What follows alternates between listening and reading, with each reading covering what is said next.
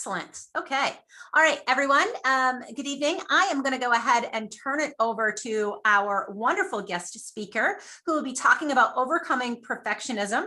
I myself am a recovering perfectionist, so I am super excited to hear about tips and tricks that Vitaly Buford will share with us.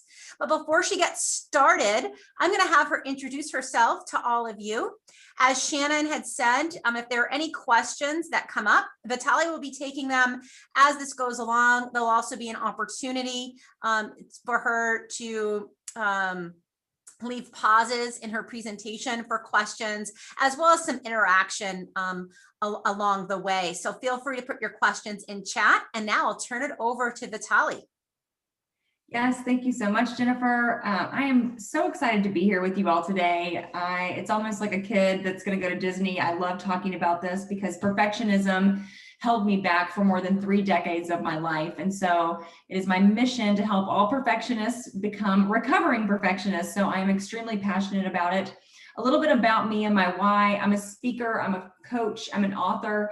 I wrote my first book, Addicted to Perfect. It was published last year and it's my memoir. I've spent 14 years in corporate America before becoming an entrepreneur, and I used to lead the marketing departments of very large law firms, which was a very perfectionistic environment to work in. So I know it very well. My book outlines how I overcame a 10-year addiction to Adderall, which was just a symptom of my perfectionism because it allowed me to work extreme hours and be very thin, which is what I thought I needed to be loved. And as I was writing my book in 2019, I realized, perfectionism showed up in so many different areas of my life. And if I'm struggling with it, I'm not alone. And no one's talking about the pervasiveness of perfectionism. And so it became my life's work. And I call myself the Imperfectionist. And most of the work I do is in companies, helping them transform their cultures of perfectionism to cultures of excellence. So one of my favorite quotes about perfectionism is by Brené Brown. Perfection is a 20-ton shield that we lug around thinking it will protect us when it's actually keeping us from taking flight. And we've been sold this lie that tells us that perfectionism is the way to success when it's actually the obstacle to success. And so there's such a better way to live. So what is perfection? When I'm talking about perfectionism, most people are like, oh, it's having a perfectly organized house or a perfectly clean desk. And I'm talking about the deep roots of perfectionism. In fact, 97% of people struggle with some form of perfectionism. So it may be mild perfection, or if it's like me, it's very strict perfectionism, but 97% of people.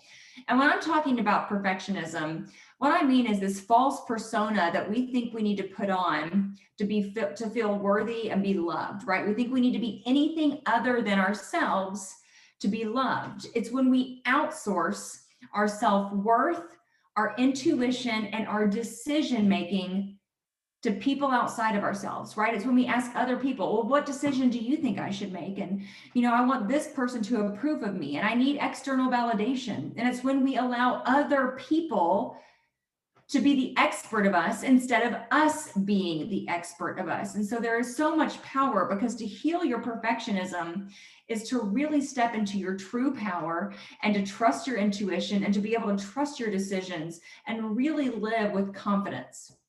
So when you heal this and let it go, really the world is open to you, and so much less anxiety and stress and overwhelm as well.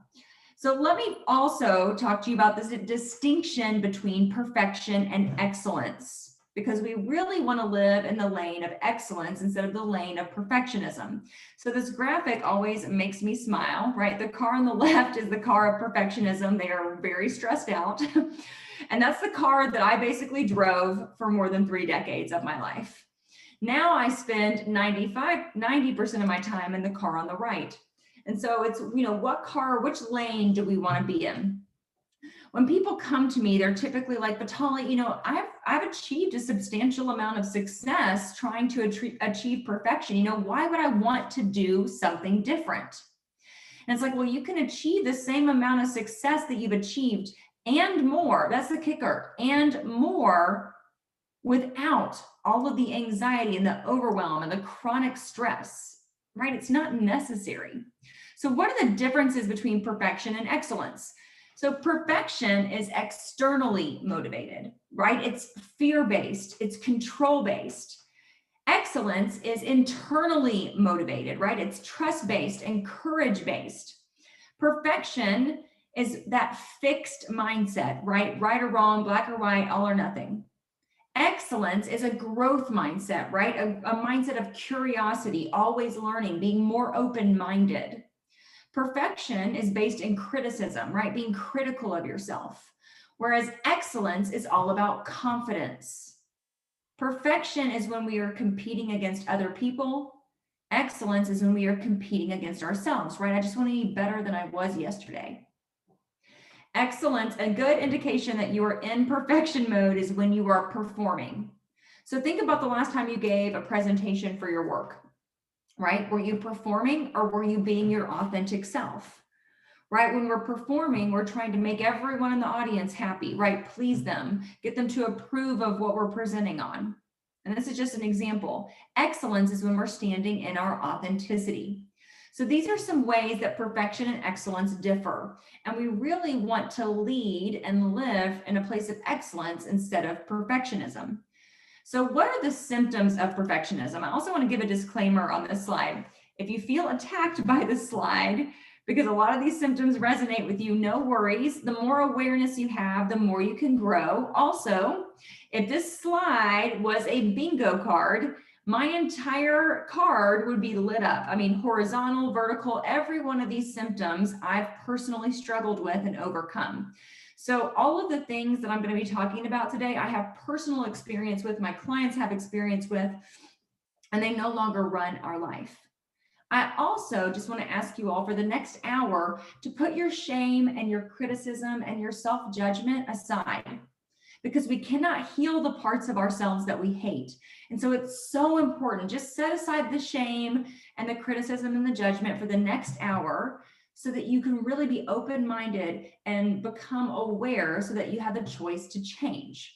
So let's talk about these symptoms of perfectionism. So let's start with the top right, procrastination. This is a major symptom of perfectionism, right? We procrastinate because we want to have all the perfect information before we make a decision, or we procrastinate because we're so afraid that if we start that project, it won't be perfect enough. High expectations, right? Having unrealistic expectations of ourselves and others. This was me when I was leading the marketing departments at law firms, right? I had extremely unrealistic expectations of myself, and I projected that onto my team. Now, we achieved a lot and we produced a high volume of work, but we were burnt out. We were exhausted, chronic anxiety, chronic stress. Another symptom is when you avoid conflict, right? You don't want to have those difficult conversations with a family member or with a colleague because we can't control other people. So we just avoid the conversation altogether. It's when we're people pleasing, approval seeking, seeking external validation, right? That constant need for control. I've got to control my career. I've got to control my relationship. I've got to control my parenting, right? That constant need for control. It's when we're always in comparison mode, right? Comparing ourselves against this person and that person and feeling not good enough. Really struggling with indecision, right? Not being able to make a decision, or you made a decision and you're second guessing it and going back and forth for weeks. Imposter syndrome isn't on this slide, but it's another major symptom of perfectionism, right? We're in a room of people and we feel like a fraud. Why am I here? Do I belong in this room, right? We don't feel good enough. And then all of these symptoms result in anxiety, fear, low self-worth, obsessive thinking, right? Chronic stress, burnout, feeling stuck, right? We're not living life to our fullest potential. So let's also take it a step further. And I want to give you some examples of how it actually shows up in your career. Right? It's when you read an email 30 times before sending it, or you have a typo in an email that you sent and you're beating yourself up for hours about it. They probably think I'm incompetent. I can't believe I did that. It's when you don't ask for that raise or promotion because you don't feel worthy, right? If I ask for that raise, then I should be grateful for my job. I don't want to ask for that raise. They're going to think I'm ungrateful. Right? It's when you have imposter syndrome. You're not speaking up in meetings, right? If I say this question, maybe it'll be dumb or someone will judge me, so I'll just stay quiet. It's when you set people-pleasing deadlines at work instead of realistic deadlines, right? We're in a meeting and they're like, Vitali, when can you get this to us? And I'm like, oh, I'll get it to you on Friday. When I know good and well that my project list is 20 miles long and there is no way I am going to get it to them by Friday.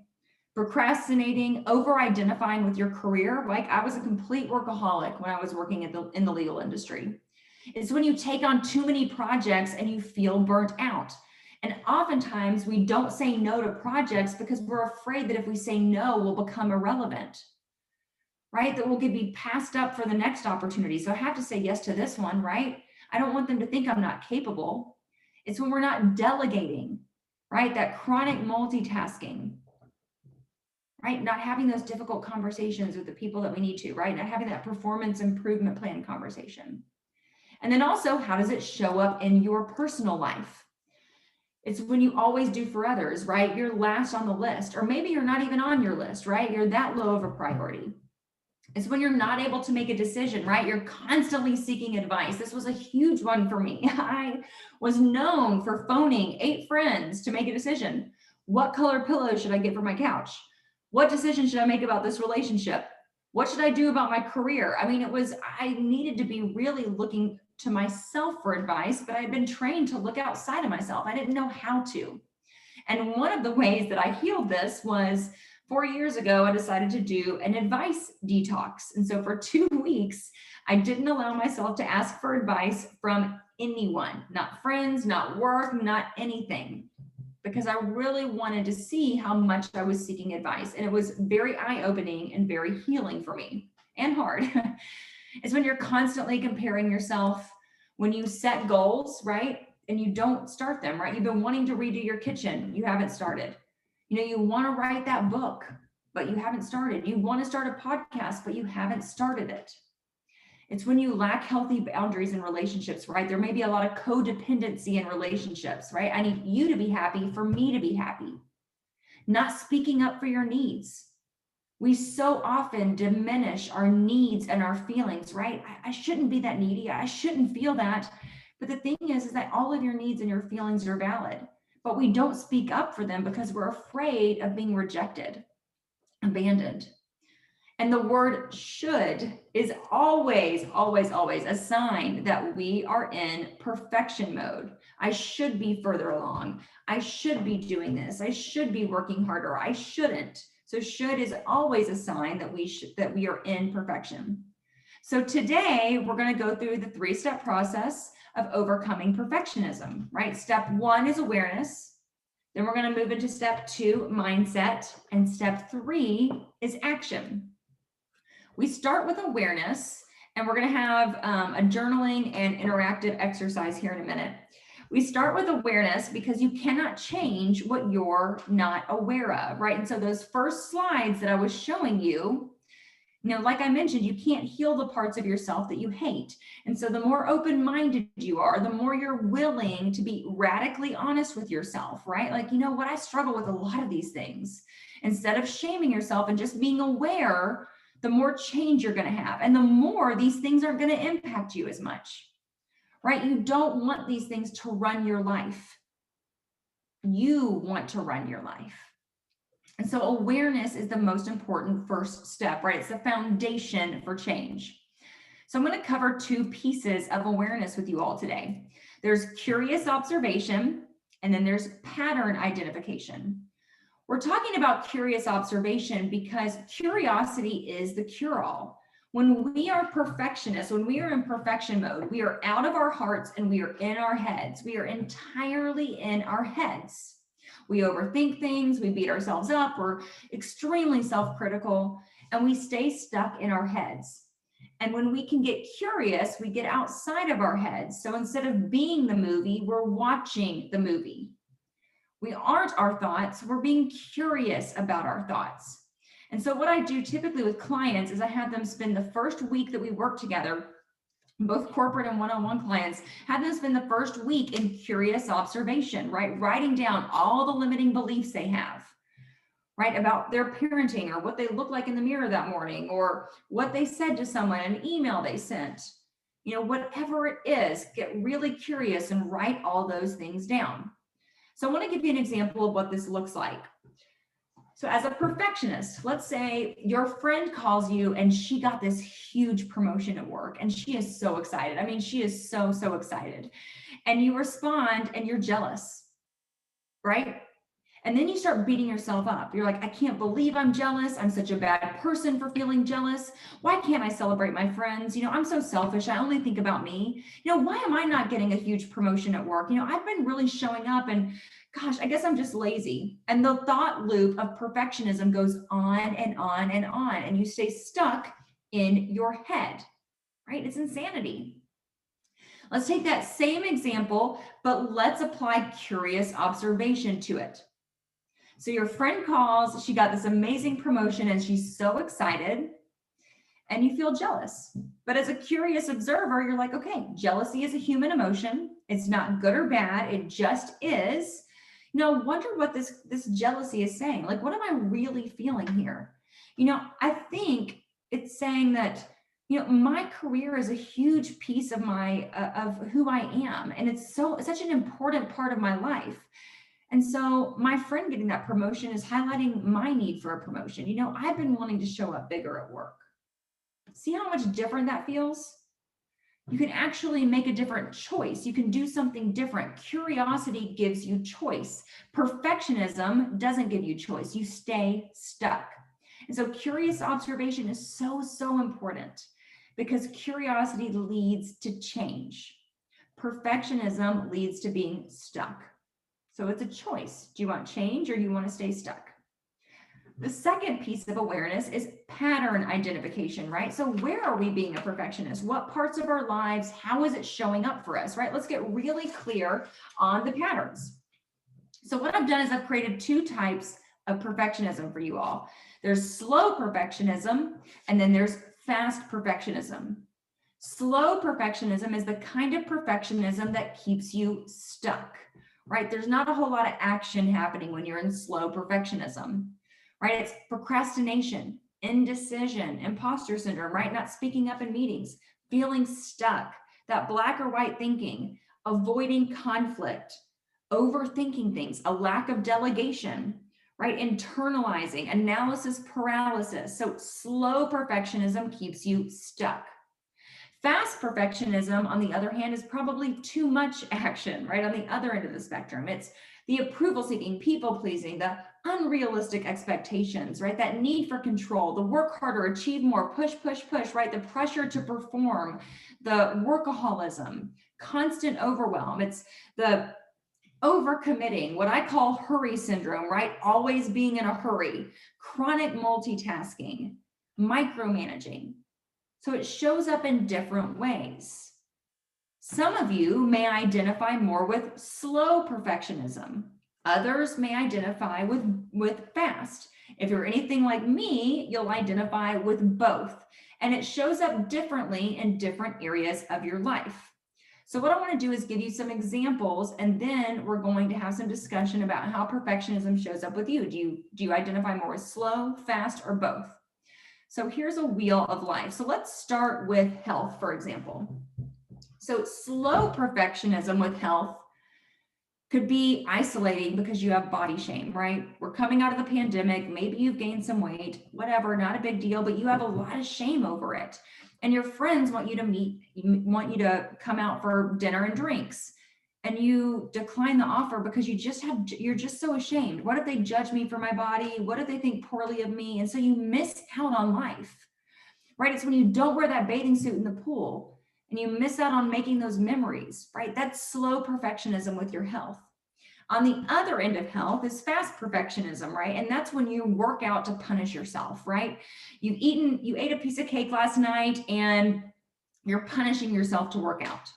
With your finances, slow perfectionism is when you look at your finances like this. When you don't look at your budget, when you avoid checking your bank account, because you have so much of your self-worth tied into your money story that you just want to avoid money.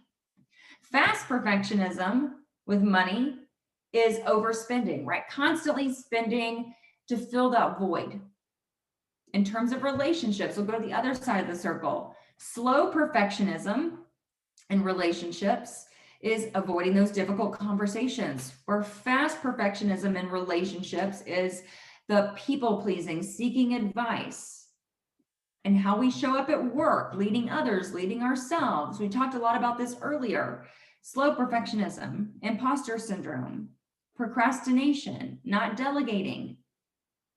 And then on the other end, the fast perfectionism, taking on too many projects, overworking, workaholism, never saying no. So it shows up in different areas of your life. So I want to give you a few moments and I want you to think about perfectionism and how it could show up for you. And then we'll include it in the chat box and talk about it. And I'll go back to the slow versus fast perfectionism slide.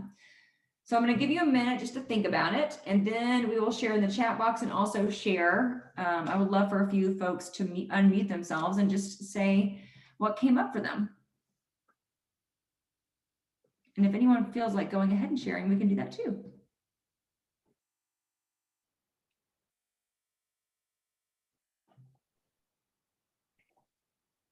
Can I go ahead and share something? Yes. So literally all of this, It's okay. as I'm sitting here beating myself up for not getting as far as I wanted to on a management plan for work, that I was trying to multitask doing that while listening to this. And I'm sitting here listening and just started like tearing up. I was like, oh my God, all right, gotta like, I should log off. Yeah. So yeah, all of it. And just like the slow procrastination, I could have gotten this done if I had just worked on it. But instead, I was terrified of doing one tiny little aspect wrong. And so I waited like 2 days until my boss got back in town to like give me an answer and be like, yeah, you're right. Like, that's silly. So yeah, so all very relevant. Well, and Roseanne, what do you think the impact of this is on you? Like, what is the impact of your perfectionism on you? It just is overall bad for my mental well-being because I just beat myself up and have this like obsessive thought loop instead of just chilling. Right. Right. And you can achieve the same amount of success, but it's without all of that anxiety and overwhelm. Constance, you asked a question. Can you flip back and forth between the two? Most definitely. Like, again, I was both. I was both in my health. I was both in my finances. I was both in my personal development at work. I mean, truly, there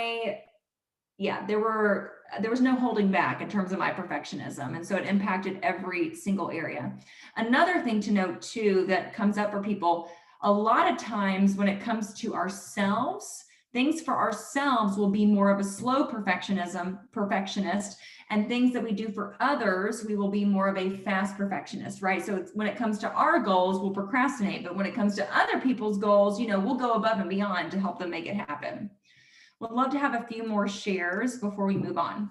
Hey, Vitali, it's Jen. So is it, I guess none of this is normal, but is it normal to, or can you be both? Like in one area of your life, be this and both slow and fast, and then in one area of your life, be excellence? Yeah, you're not gonna, there are some areas where you're gonna be neutral, right? Like perfectionism may not impact a certain area of your life, right? For me, perfectionism impacted every area. Yeah. I work with clients that perfectionism only impacts their career, right? Mm-hmm. Their personal life, they are not a perfectionist. Yep. And so yes, it's unique to the person, most definitely. Most definitely. We'll love one more share and then we'll move on to step 2. Who feels like sharing imperfectly?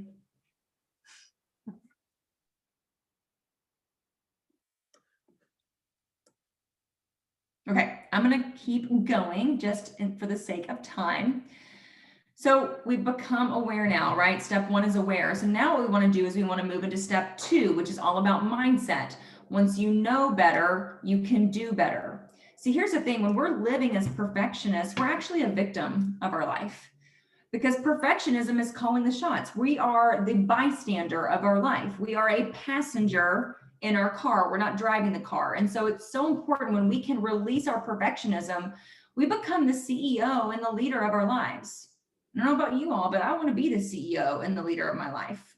And so the mindset is where that begins, right? It starts with awareness, right? Okay, all of these things on those slides, I relate to all of them. Now, let's change our mindset. How is it showing up for us? And so there's 4 pieces we're going to cover today. We're going to talk about self-compassion, the 4 C's, reframing tools, and some mantras. And then we'll move into the 3rd step. So self-compassion is so important because perfectionism cannot coexist with love. It cannot coexist with self-compassion. As leaders, as achievers, the word compassion might be like nails on a chalkboard, right? I don't have time for that compassion stuff. How am I going to be kind to myself? I've been punishing myself to success for most of my life. How is kindness going to work? But it's so true. We have to unlearn our pattern of perfectionism and we have to replace it with a habit of compassion. Because the more compassion we show ourselves, the less space there is for perfectionism. And so it's so important to be intentional with our thoughts. So one of the tools that I've created is called the 4 C's. And I'll take you through them and I'm going to give you some examples. So the 4 C's are criticism, curiosity, compassion, and choice. And this is the process you follow for taking your perfectionist thoughts, right? So you notice that criticism, right? The first C, notice that criticism, then get curious about that criticism. Why am I thinking this? Then show yourself compassion. And then the 4th C is choice. What happens when we stay stuck in perfectionism? We stay stuck in that first C, right? We stay stuck in criticism. We do not move down the 4 C's. And so in order to become the CEO and leader of our life, we got to move through the 4 C's so that we can make a different choice. So just like that example from earlier, right? Your friend called you and you felt jealous. Then you started beating yourself up. You notice that criticism. Why am I feeling jealous? And why am I beating myself up for feeling jealous? Get curious. Again, why am I feeling this way? Compassion. Of course I'm feeling this way. Like my work is such an important part of my life. And then choice. You know what? I've been putting off that proposal at work for 2 weeks now. I'm going to go in and I'm going to get it done tomorrow. I'm going to show up better. I'm going to feel more confident about myself. One of the ways to incorporate the 4 C's is to do a 10-minute midday check-in with yourself. Now, it feels a little awkward, but here's the thing. If you're anything like me, my perfectionism patterns ran my life for more than 3 decades and were deeply, deeply embedded. So it was going to take a radical disruption of those patterns for radical change to happen. And so the 4 C's give you that opportunity to really radically disrupt your perfectionism habit. And so what you do is in the middle of your day, take 10 minutes of your 24-hour day and sit down. And I want you to think about your critical thoughts from the first part of your day. Were you hard on yourself as a parent? Did you say mean things to yourself when you looked in the mirror? Was there an email you sent that you're now regretting? Did you say something that you wish you could take back? And then take each of those thoughts through the 4 C's. Now, you don't need to take a full inventory of your day. Just come up with the first 3 or 4 that resonate with you and then take them through the 4 C's. What that allows you to do is course correct the second half of your day. Otherwise, your perfectionism habit is snowballing and snowballing and snowballing. So you want to be able to course correct. It's so, so important. So the 4 C's are a really, really transformational tool for changing your thoughts. So if you do this for every day for 2 weeks, you're not going to have to do it because after the 2 weeks, because your thoughts will then start automatically changing from criticism to curiosity to compassion to change to choice. Now let's move into reframing. One of my favorite quotes by Wayne Dyer is, if you change the way you look at things, the things you look at change. And this is so important because, again, as the leaders of our lives, we have the power of perception. It is within our power how we perceive things. And so instead of perfectionism being the driver of that, let's us be the driver of that, right? So these are some tools. The first is going from what if to even if. What if is fear-based, it's perfection-based, and it's problem-based. So what if my child doesn't make the soccer team? What if that team member on our team quits? What if that client doesn't become a client or doesn't sign that contract? What if, right? We think we can what if ourselves to the answer. Instead of what ifing, switch to even if. Even if is faith-based, trust-based, action-based, solution-based. Even if my child doesn't make the soccer team, it's going to be okay. Even if that team member quits, it's going to create space for a more aligned team member. Even if that client doesn't sign that contract, it's going to be okay. It'll create room for another opportunity. Even if it's going to be okay. For me, when I switch from what if to even if, my anxiety diminishes. I'm someone who lives with chronic anxiety. And so for me, this tool really helps me manage my anxiety. The second reframing tool is going from uncertainty to possibility.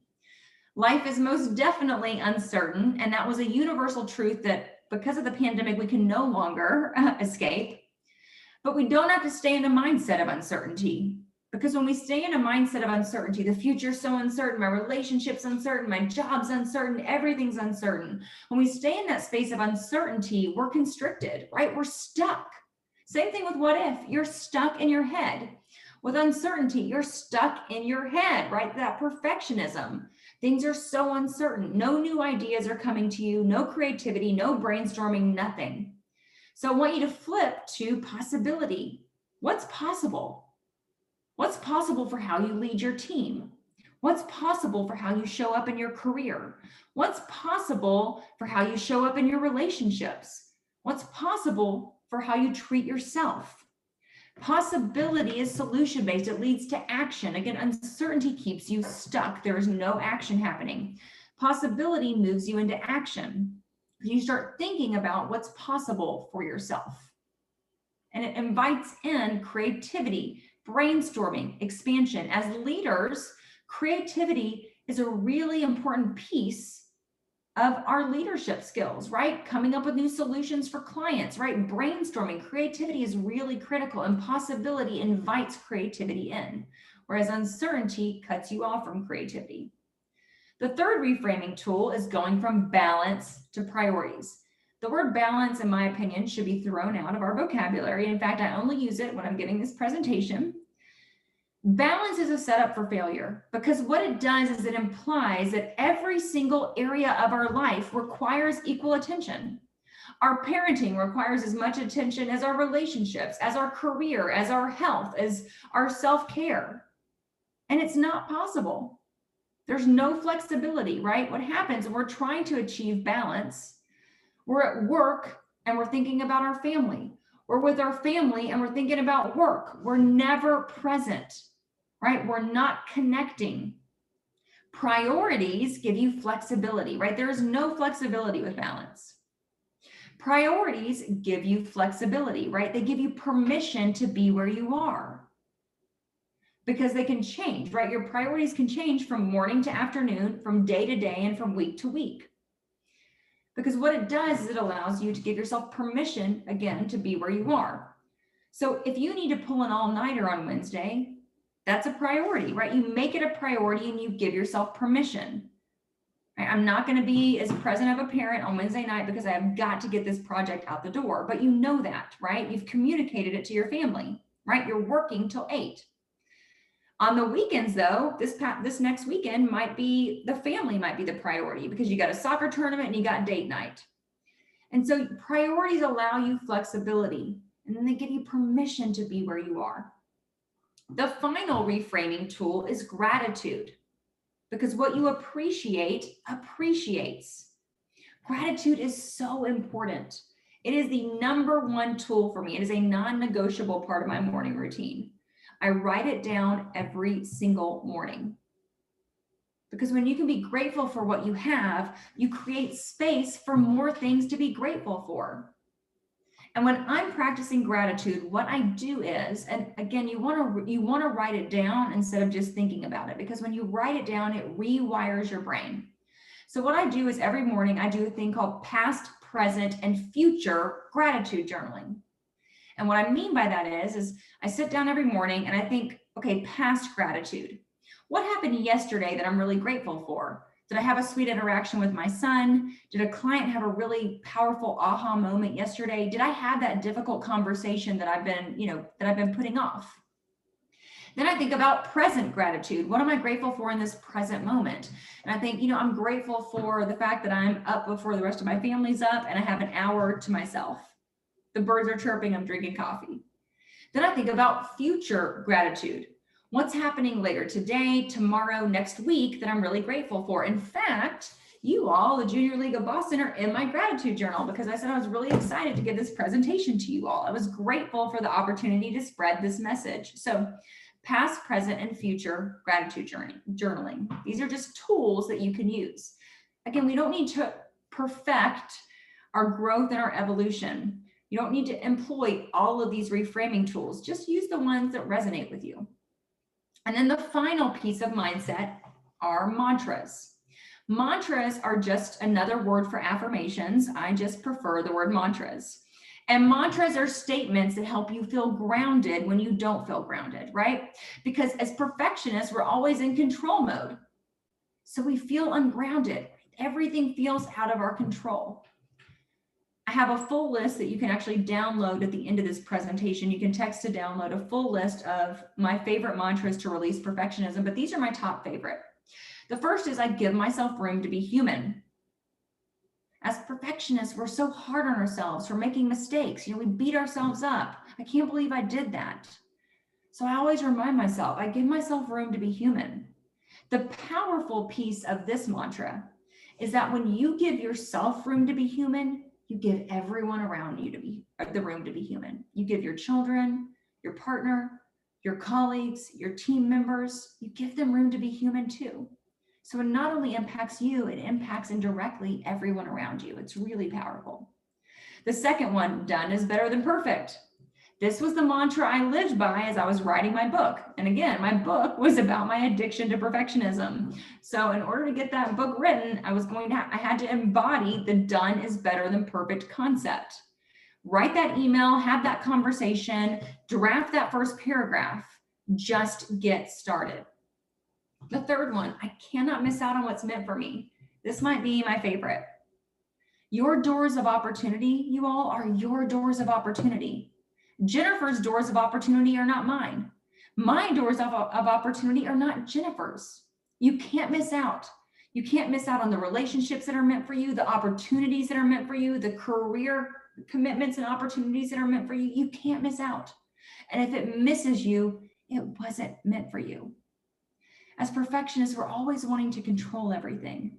And this is a saving grace for me, especially as an entrepreneur and business owner. It really helps me. And then finally, action leads to confidence, which leads to action. Confidence is so important, especially as the CEOs and leaders of our lives. And confidence is not built through thinking, it's built through doing. And so every action you take, you build more confidence, and then you take more action, and then you build more confidence that builds on one another. And it's so important. Whenever I find myself in a space where I'm procrastinating or I'm about to procrastinate, I remind myself, if I take this first step, I'm actually going to feel better about myself. I'm going to get into action. So it's really, really important. And I would love to, in the chat box, if you all want to share your favorite mantras or reframing tools. So yeah, Megan, thank you for sharing that too. But share whichever mantras resonate the most with you and the reframing tools. But now we're going to move into the final piece of today's presentation, right? Which is the third step. So the first step was awareness, being a curious observer of your thoughts. Yeah, I love that, Claire. Yeah, worrying means you suffer twice, definitely. We started with that awareness, curious observation, the slow and fast perfectionism. Then we moved into mindset, the 4 C's, reframing tools, mantras. Now let's start taking massive imperfect action. Because here's the thing, you don't get the life that you wish for, you get the life that you're intentional about. It's all about being intentional. So do we want to stay stuck in perfectionism, Or do we want to intentionally change? Do we want to let go of those perfectionism patterns and replace them with more productive, healthier, fulfilling patterns? And so it's all about getting intentional. So what I do is I take my clients through this format, and I'm going to walk you through it. I'm going to give you some examples, and then I'm going to give you a few minutes for you all to complete your own. We'll share, and then we'll conclude today and open it up to Q&A. So this chart, this is about being intentional. Now, this may seem a little formal, but here's the thing. If you want a different life, you've got to do something different and clear. Yes, I'm happy to share the slide deck. As much as the more I can share this information, the better. So yeah, I'll send this to Jennifer. So the first piece is, and I identify that area of slow and fast perfectionism that you would like to overcome. Then create a goal for that. And again, I'm going to give you several examples. Then I want you to identify what resources do you need to get this goal completed. And then what are the roadblocks? And I would say about 99% of the time, the roadblocks are ourselves, right? We are our only limit. We get in our own way all the time, right? Our fears, all of those things. Then I want you to create the timeline. Now, for the timeline, you are not allowed to go beyond 2 weeks. Because what happens is when we go beyond 2 weeks, it doesn't happen. Now, if it's a legitimate goal that requires, say, 3 months, great. What I want you to do is then come up with micro goals under that bigger goal. Timeline cannot be longer than 2 weeks. And then finally, a celebration of the win. How are you going to celebrate? As perfectionists, we don't celebrate. We check it off and we move on to the next thing. And we have got to celebrate our wins because it builds your self-trust and it builds your self-confidence. So let me take you through 2 examples. So say you have a lot of negative self-talk. Your goal is to do gratitude journaling, daily gratitude journaling. Your resources that you'll need are just a piece of paper. Again, you don't need to have the perfect journal. You just need the back of an envelope or a piece of printer paper. Your roadblocks are your excuses. You know, it's, Vitaly, I don't have enough time. How am I going to create more time in my day, in my morning? Those excuses. And then timeline. Your goal is to do it every day for 2 weeks. And then the celebration of the win is maybe you finally buy that gratitude journal that you've been eyeing on Amazon. So that's an example. Another one is, you know, maybe that your slow perfectionism is you've been avoiding a difficult conversation with a colleague. So your goal is to have that conversation. The resources you need are you need to sit down and you need to think through the conversation. You know, what do you want the result of that conversation to be? What points do you want to make? You want to be really thoughtful about it. The roadblocks are your fear. You've put off this conversation for 2 months. So what's another month? Timeline is you're going to get this conversation done by Friday. And then the celebration of the win is you could just text text a friend and let them know that you had the conversation. So those are 2 examples. And what I want to do is give you all 2.5 minutes. I want to give you all 2.5 minutes to complete your own action plan, and then we'll share. And then I will also open it up to Q&A. And if you have questions, feel free to unmute yourself. I can walk you through your action plan or include them in the chat.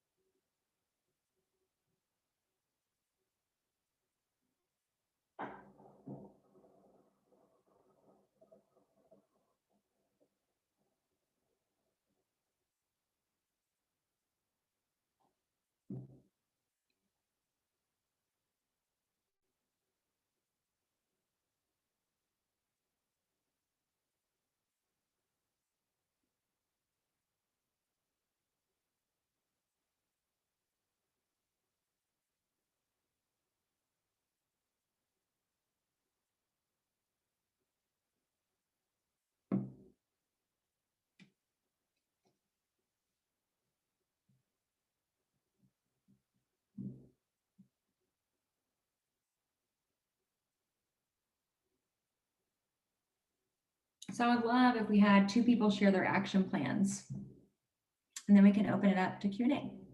Who wants to go?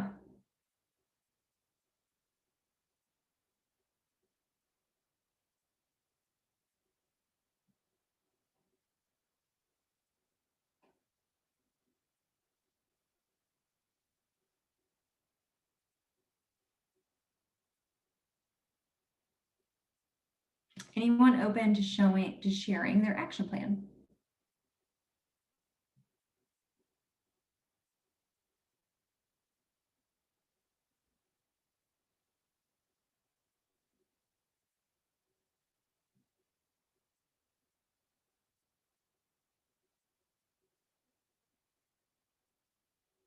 Okay, awesome.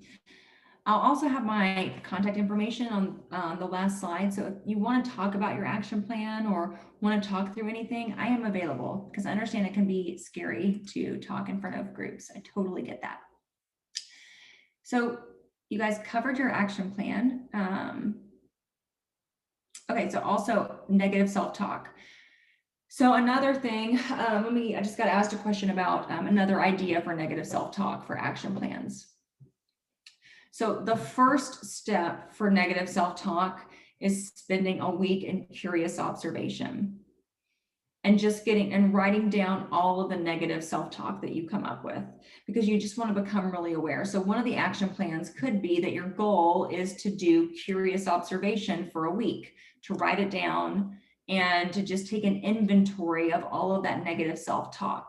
Right? The timeline is to do it for a week. The resources are, you just need to make sure you're accountable to yourself when you're writing it down. Your roadblocks could be that you just don't feel like writing it down. And then your celebration could be that you're writing, or that you buy your favorite coffee. Another thing that you can do for this to combat negative self-talk, in the evenings, you could spend each evening and write down 5 wins from your day.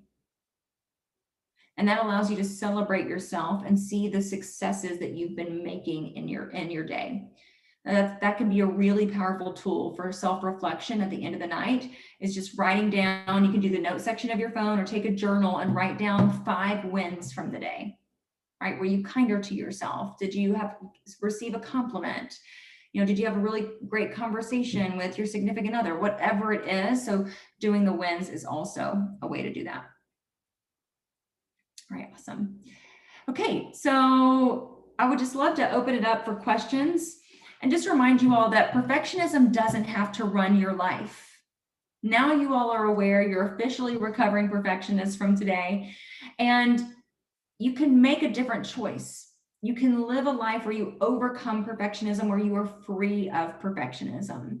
And so I want to thank you all for your time today. I want to open it up to Q&A, and then also you all can connect with me on LinkedIn if you want. And if you want to download that resource that has the full list of mantras, you can text that number. And my email's down there too if you want to connect. But Jennifer, I don't know if we want to open it up to questions or what's the best way, whatever way you all want to proceed. Yeah, it looks like we're getting some questions in the chat. So the first one is a follow-up question about positive self-talk that you were just speaking to. Jenny, do you want to ask your question? Yeah. Sure. So sometimes, so you mentioned, at the end of the day, reflecting on maybe 5 accomplishments or 5 compliments or something that you positive throughout the day. But sometimes, like in the moment, it's hard to recognize those types of, I guess, small events. So do you have any tips for how to kind of retrain your brain to focus on those, to sort of pick them up in the moment when they're actually happening? I know for me at the end of the day, I would be like, no, I can't think of anything. But maybe in the moment, I might be able to latch on, if that makes sense. Yeah. So really what's helpful is that 4 C's tool, because you do it in the middle of the day and you start thinking about your thoughts and then you start changing them. Now, it doesn't help you in the moment, like you're saying, but what it does is you will start being able to change it in the moment by doing the 4 C's in the middle of your day, right? Taking your thoughts from the criticism to curiosity to compassion to choice. And so I suggest doing the 4 C's in the middle of the day, which I know it doesn't sound fun. It seems awkward, right? But radical change, we want a quick fix, right? We want switch out of it. I totally get it. But the 4 C's really start training your brain. And you just do it for 2 weeks. After the 2 weeks, you're going to start switching out of it automatically. Sure. Awesome. Thanks. No problem. Thanks for the question. Anyone else? I have a question about how do you reframe, like if your coworkers or your supervisors are sort of used to you being the one that's always willing to grind, always willing to, pull the all-nighters, your clients are knowing that they can go to you at 9 p.m. with a request and you can turn it by 8 a.m. How do you start the conversation at work, specifically to work perfectionism about, hey guys, like I can't do this anymore, or hey, I'm, going to take us, need to focus on getting better hours. Like, I don't know, just how do you broach that subject in a work environment with, framing it for people to be accepting of that? Yeah. So really it's about, revisiting expectations. So first you need to take some time with yourself to evaluate what boundaries you want to set. Get really clear on what you want. Do you want to work, is it that you don't want any work on the weekends? Is it that you want to really shut off after 6 p.m.? So getting really clear with yourself before you have that conversation, because otherwise we're not going to get the result we want if we just say, I don't want to work all the time. Stop giving me all this work. So be really clear on what your pain points are and then what you propose. And also you're allowed to start small and then build on it. And then it's just about, I would say, start with the easiest one, have the easiest conversation. Again, it may be like you just have to pick one of them because they may be equally not easy. But just pick one and have that conversation. It's really about resetting expectations, right? So it's about, what Brene Brown has a quote that says, clear is kind, unclear is unkind. And so it's about being really clear and just opening the conversation for that and saying that you want to reset expectations. You really enjoy your work. However, you really would like to have, some different work hours. Can we start this conversation? This is what I'm proposing. And know too, that you're not responsible for how that person responds to you. And their response to you, Claire, is not a reflection of you. So you also have to stay I know it's really hard, right? Because we take it personally as we want to people please. And so if someone doesn't agree with us, we're like, what? Okay, fine, I won't do it, never mind. And so I want you to get really clear on what you want. And I'm happy if you want to email me. We can have like a short conversation about getting that clarity. I'm happy to have that conversation. And then it's just about opening the conversation about like, hey, I just want to talk about expectations and I want to look at my work schedule. Can we revisit it and maybe set some boundaries or time boundaries around when I'm working? Like that. I feel like one of the things too that I could be better about is just saying like, hey, like I've, logged off for the day already, let me take a look at this in the morning. I might not be able to get it to you by 9, but I could maybe get it to you by noon, kind of offering up an alternative deadline.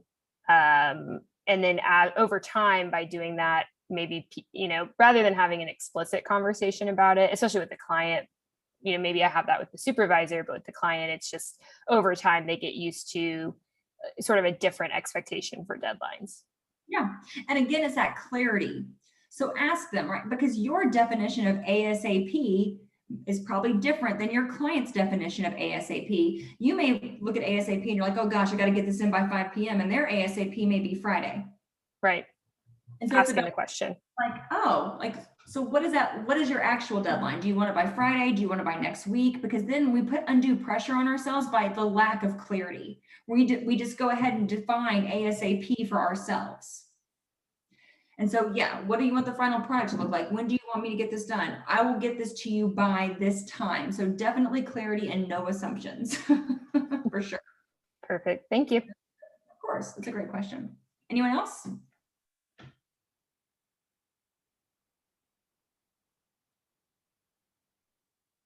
Oh, and then, and Jenny, you asked that question, how do we do that without looking like we're starting to slack off? Again, the idea that we're slacking off is us fearing judgment from others. We know as individuals when we're slacking off and when we're not. And so it's being honest with ourselves. You show up powerfully at work, you do the job. And again, if someone is saying that you're slacking off, that's their own stuff. They're probably slacking off and judging themselves and then projecting that onto you. But that's a whole other conversation. Yeah, that's a good point. Anyone else?